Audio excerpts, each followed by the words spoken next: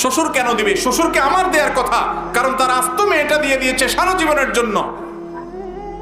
পড়ালেখা করাইছে সে, গড়ে তুলছে সে, গাছ লাগাইছে সে, আর গাছটা তুলে নিয়ে আসতেছে আমার সংসারে, সারা জীবন আমাকে সার্ভিস দিয়ে যাচ্ছে।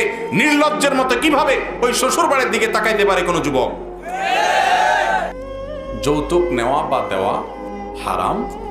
বিশেষ করে নেওয়া তো সর্বাবস্থায় হারাম।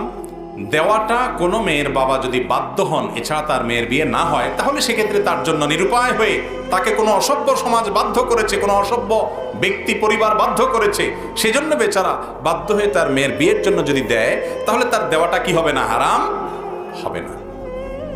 যারা যৌতুক নেন, মুরব্বীরা ছেলে বিয়ে করে যৌতুক নেন, চাচিরা ছেলেকে বিয়ে করায়া ছেলের শ্বশুরবাড়ি থেকে বিভিন্নভাবে আদায় করেন। সারা বাংলাদেশে আছে, আপনাদের এই অঞ্চলেও আছে না নাই?